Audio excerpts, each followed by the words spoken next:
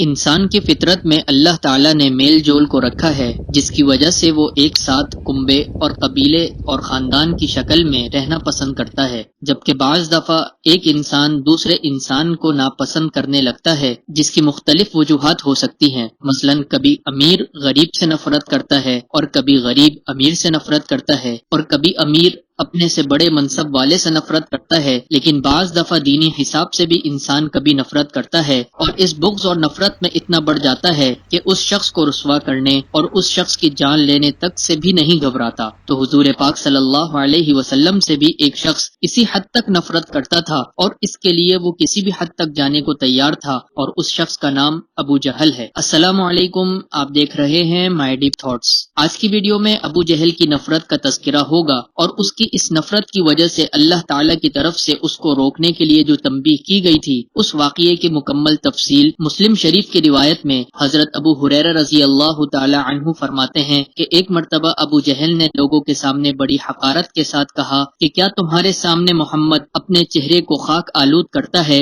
یعنی نماز پڑھتا ہے اور سجدہ کرتا ہے؟ ابو جہل بولا، لات اور عزا کی قسم، اگر محمد کو ایسا کرتے دیکھ لیا تو اپنے پیروں سے اس کی گردن کو روند ڈالوں گا۔ چنانچہ ایک دن جب رسول کریم صلی اللہ علیہ وسلم نماز پڑھ رہے تھے اور سجدے میں تھے، ابو جہل اس ناپاک ارادے کے ساتھ آپ کی گردن مبارک کو اپنے پاؤں سے کچل دے گا، لیکن پھر وہ حضرت صلی اللہ علیہ وسلم کی طرف بڑھتے بڑھتے اچانک رک گیا اور فوراً پچھلے پاؤں اپنے لوگوں کی طرف لوٹنے لگا، اور ایسا دکھائی دیا جیسے وہ اپنے دونوں ہاتھوں سے کسی چیز کو روک رہا ہو، یعنی جب وہ لوٹ کر اپنے لوگوں تک پہنچا تو ایسا معلوم ہوا تھا کہ کوئی سخت آفت اس پر ٹوٹ پڑی ہے اور وہ اپنے دونوں ہاتھوں سے اس کو روک رہا ہے۔ لوگوں نے یہ دیکھ کر اس سے پوچھا کہ آخر کیا ماجرا ہوا؟ تم تو اپنا ارادہ پورا کیے بغیر ہی لوٹ آئے اور اپنے ہاتھوں سے کوئی چیز روکنے کی کوشش کر رہے تھے۔ ابو جہل نے نہایت بوکھلائے ہوئے لہجے میں کہا، میں دیکھ رہا ہوں کہ میرے اور محمد کے درمیان آگ کی ایک خندق ہے،